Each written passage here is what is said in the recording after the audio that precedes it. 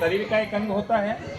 जन्म से लेकर के बड़ा होने के बाद में जो लड़की की बिदागरी होती है ना, उस समय उस माँ बाप की जाके पूछिए कि तकलीफ क्या चीज़ होता है।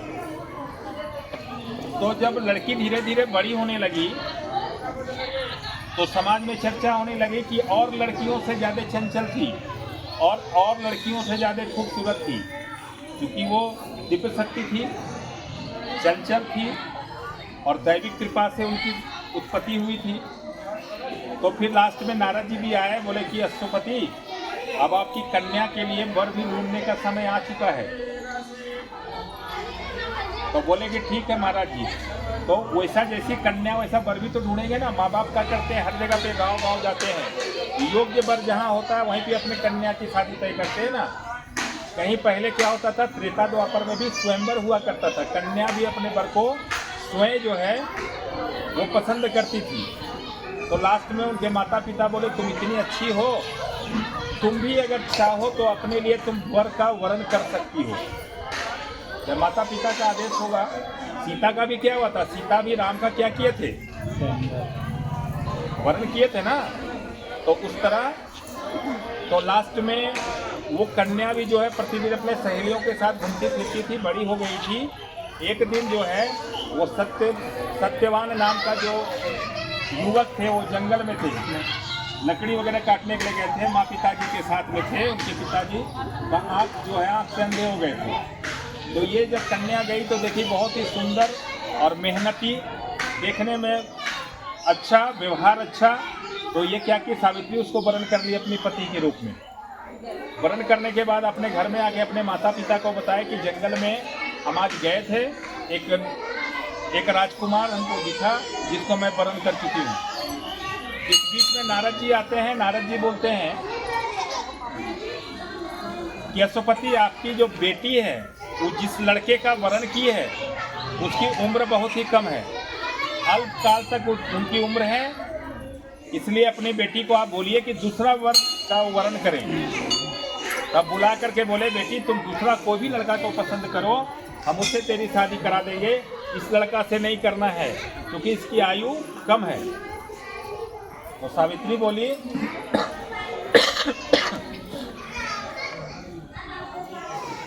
कि गुरु के मुख से निकला हुआ एक बार बात, धनुष से निकला हुआ तीर, ब्राह्मण के मुख से निकला हुआ आशीर्वाद, उसी तरह कन्या के द्वारा वरण किया गया वर एक ही बार जीवन में होता है। भले उसकी आयु कम हो, लेकिन मैं वर्ण कर चुकी हूँ कि मैं पति उसी को बनाऊंगी।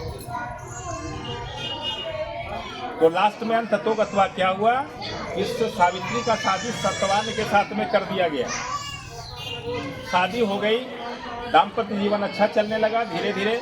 लेकिन सावित्री को पता था कि मेरे पति का जो आयु है वो कम है। जब जेठ मास का एकादशी द्वादशी तिथि आया तो सावित्री को याद आ गया कि मेरे पति का उम्र अब 2-3 दिन ही बचा हुआ है। तो प्रतिदिन उसके पति जो है लेकर के टांगी वगैरह जो लकड़ी काटने का औजार होता है उसको लेकर के जंगल वो जाने लगे। सावित्री भी पीछे पीछे चली। बोले तुम कहाँ जा रही हो? बोले नहीं, आज हम भी आपके साथ जाएंगे। आप लकड़ी काटने जाते हैं, फल तोड़ने जाते हैं, इकट्ठा करने जाते हैं सारा फल वगैरह, आज मैं भी आपके साथ चलूँगी। तो फिर नहीं मानी, बोले ठीक है चलो। वहाँ जाने के बाद में जेठ मास का अमावस्या तिथि को जब वो लकड़ी पूरा काटने के बाद में जब उनको लगा कि हमारा हरासमेंट हो रहा है, तकलीफ हो रही है, तो एक बरगद का पेड़ था, वहाँ पर जाके सहारा लिए और वो सहारा लेकर के सत्यवान नीचे बैठ गए। तब सावित्री चूंकि समझ चुकी थी तो बोली कि नहीं, हम तेरे गोद में अपना सर को रख करके हम सोना चाहते हैं। बोले ठीक है सोइए। सोने के बाद में चूंकि सावित्री को पता था, सत्यवान को नहीं मालूम था, कुछ ही देर के बाद एक बहुत ही विशाल शरीर वाला एक आदमी वहाँ पे उपस्थित होता है। तो पूछती है सावित्री कि आप कौन हैं, दानव हैं, भगवान हैं कि इंसान हैं? तो बोले नहीं, तुम्हारे पति का जो है आज इसका आयु इतना ही दिन का था, इसलिए इसका प्राण को लेने का समय आ गया है, तो मेरा कोई भी दूर से इनका प्राण नहीं जाता, इसलिए मैं खुद लेने के लिए आया हूँ। मैं यम हूँ और इसके प्राण को लेकर मैं यमलोक जाऊंगा। तो जैसे ही वो अपना हाथ डाल करके सत्यवान के प्राण को लेकर के अपने जब चले यमलोक, तो धीरे धीरे सावित्री क्या की, पीछे पीछे वो भी चली। बोले तुम कहाँ जाओगी? क्योंकि यमलोक में वही जा सकता है जो जीवित नहीं है, जीवित प्राणी को भी यमलोक में नहीं जा सकता। बोले मैं कहाँ जाऊंगी, क्योंकि पति के अलावे पत्नी का कुछ नहीं होता है, इसलिए हम घर लौट के क्या करेंगे। तो धीरे धीरे जाते जाते वो हट करते गई। बोले मैं अपने पति के प्राण को छोड़कर मैं नहीं जाऊंगी, मेरा भी प्राण क्यों नहीं चला जाए। तो जब थक गए यमराज, तो बोले कि सावित्री तुम कुछ वरदान मांगना है तो मांगो, अब तुम यहाँ से लौट जाओ। तो सावित्री वरदान मांगी। पहला वरदान क्या मांगी? मेरे सास ससुर के जो आंख खराब था वो आंख ठीक हो जाए। दूसरा जो 100 पुत्र थे वो हो जाए जीवित। तीसरा जो राजपाट टूटा था तो राजपाट उनका वापस आ जाए। और चौथा कि हम अखंड सौभाग्यवती रहें और मेरा भी पुत्र हो। तो क्या बोले? आयुष्मान भव, सौभाग्यवती भव, विजय भव। उसके बाद जब यम ही आशीर्वाद दे दिए अखंड सौभाग्यवती का, तो उनका प्राण ले अगर जाएंगे तो अखंड सौभाग्यवती रहेगी, उनके पुत्र होंगे। नहीं तो लास्ट में यम वहां पे थक जाते हैं और सत्यवान के प्राण को छोड़ देते हैं।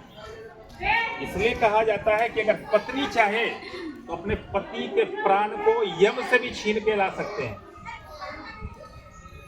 पत्नियां वो चीज होती हैं। आज का जो दिन है वो पति का है। आज लोग बोलता है ना, आज किसकी त्योहार है? अखंड सौभाग्यवती का। कि भगवान कुमारी कन्या के बाद में शादी होती है और ये सुहाग जो है सलामत रहे। और साल भर से प्रतीक्षा करती है स्त्रियां लोग कि 16 श्रृंगार करें। और आज के डेट में क्या चढ़ता है? खीरा, ककड़ी, ठंडा फल चढ़ता है। क्यों? हवा देते हैं। क्यों? क्योंकि पति का माथा ठंडा रहेगा तो पति विश्व विजेता होगा। और जब पति राजा होगा तो स्वतः पत्नी रानी हो जाएगी। और अगर पति नौकर होगा तो पत्नी नौकरानी हो जाएगी ना। इसलिए पति का माथा को ठंडा करने के लिए तरबूज, खीरा, ककड़ी और हवा धुका जाता है। ठीक है ना। इसीलिए आज आप लोग जानते हैं कि पति देव क्यों कहते हैं? पति को देव क्यों कहते हैं? पति को देव इसलिए कहते हैं, देवता उनको माना जाता है जो जन्म देते हैं, कर्म देते हैं और सब चीज को पूरा करते हैं। जैसे माता पिता जन्म देते हैं, पहला भगवान, सृष्टि करता दूसरा भगवान। और जब शादी होकर के जब दाम्पत्य जीवन आप शुरू करते हैं तो चौकट के अंदर का दुनिया आपका होता है, चौकट से बाहर का दुनिया पति का होता है। पति बाहर जाते हैं, कमाते हैं, मेहनत करते हैं, कोड़ी गैता चलाते हैं, व्यवसाय करते हैं और वहाँ से जो धन को इकट्ठा करके वो अपने घर में लाके अपने पत्नी को देते हैं। तो पत्नी क्या करती है? उससे भोजन बनाती है, अपने बच्चों को खिलाती है, पति को खिलाती है, उसके बाद स्वयं ग्रहण करती है। तो जो हर चीज को पूरा करे उसको क्या कहते हैं? भगवान, अर्थात देवता। तो पति आपके देवता हुए ना। शादी के पहले पिता, उसके बाद शादी के बाद पति। तो बोलता है ना, भला हो बुरा हो जैसा भी हो, मेरा पति मेरा देवता है। क्योंकि उस आदमी को जाके पूछिए जिसका पति नहीं है, उस जाके महिला से पूछिए जिसका पति नहीं है। ऊपर वाला बहुत खूबसूरती दिया हो, सुंदर दिखती हो, लेकिन अगर पति नहीं है तो वो सुंदर नहीं है। वो रूप क्या हो जाता है? विधवा का। जो कोई भी सही काम में भी उनकी सहमति नहीं होती। हम लोग क्या करते हैं? दाम्पत्य जीवन एक साथ रहते हैं, बच्चों का पालन पोषण करते हैं, संतानोपत्ति करते हैं, उसको शिक्षा दीक्षा देते हैं हम लोग। सहयोग उनका होता है। टन टुन लड़ाई झगड़ा होता है वो चलेगा। लेकिन अगर पति बाहर से आवे काम करके और खाली अगर पत्नी अगर घुटना से लेकर के पांव तक खाली अगर हाथ फेर देती है तो क्या होता है? शनि महाराज की शांति होती है और घर में लक्ष्मी का वास होता है और घर में पैसा आता है। ऐसा आप लोग करते हैं? नहीं करते। क्योंकि जो हमेशा साथ में रहते हैं उसका वैल्यू घट जाता है। घर के मुर्गीदार बराबर। पति है, देवता है, ठीक बात है, रोज रोज गोड़ छूने की क्या जरूरत है? लेकिन करना चाहिए। पैर को छूने से शनि की शांति होगी, लक्ष्मी का वास होगा, तो आप खुशहाल रहेंगे। और आज का जो दिन है वट सावित्री का पूजा जो आप लोग कर रहे हैं, आज पति के सामने जाना है और पति का पैर धोना है। पैर कैसे धोना है? थाली में, क्योंकि पैर का पानी छलके नहीं। पैर का पानी, पैर धोना है थाली में। उसके बाद हाथ में मौली धागा बांधना है, चंदन लगाना है और उनका पैर दबाना है, क्योंकि वो देवता हैं। क्योंकि आप देखें, पार्वती भी शिव की पूजा करती है कि नहीं, लक्ष्मी भी विष्णु के करते हैं कि नहीं, तो आप लक्ष्मी स्वरूपा हैं। इसलिए आज पति का दिन है, पति का पूजा करना है। 365 दिन, एक साल के बाद ये त्यौहार आपका आएगा, तो भगवान से आशीर्वाद लेने की जरूरत है। भगवान, जाने अनजाने में कोई गलती हुई हो तो माफ़ करिए और मेरा सुहाग को सुरक्षित रखिए, मेरे पति को उम्र बढ़ाइए, क्योंकि पति का उम्र बढ़ेगा तो घर में सबकी उम्र बढ़ेगी।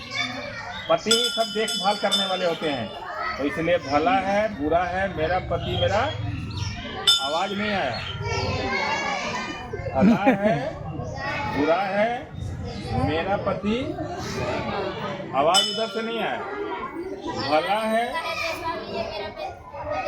देवता है जी। अगर ये रहेगी सोच तो ये धरती में कोई कष्ट आपको नहीं होना और अखंड सौभाग्यवती बने रहेंगे। अगले बार फिर आपको आना अखंड सौभाग्यवती का पूजा हम लोग कब करते हैं? ज्येष्ठ मास के अमावस्या तिथि को करते हैं। अगले बार भी करें, इसलिए आशीर्वाद आप लोग दीजिए और पूजा आप लोग करिए, कथा सुनिए, प्रसाद बांटिए। अखंड सौभाग्यवती जो है उनको भी एक दूसरे को सिंदूर लगाइए और दक्षिणा दीजिए। दक्षिणा पहला किसका होता है? गौरी गणेश का दक्षिणा होता है। उसके बाद जो कर्म कराए उनको ब्राह्मण का दक्षिणा होता है। यथाशक्ति देना है। नदी में पानी बह रहा है, कोई लोटा लेके लाएगा तो कोई गिलास से लाएगा, कोई बाल्टी से लाएगा। आपको कितना दान करके कितना पुण्य कमाना है ये आपके बस में। हम नहीं कहेंगे हमको इतना चाहिए, आपको लगे कि साल भर में हमारा सब कुछ सही सलामत रहे, इसलिए गणेश भगवान गौरी को दक्षिणा इतना और ब्राह्मण की दक्षिणा इतना आप अपनी सुरक्षा से देंगे, ठीक है। और जा करके पति को जाके डांटेंगे, आज पैर धुलवाएंगे, आवाज़ नहीं आया, आज पति का पैर धोएंगे ना।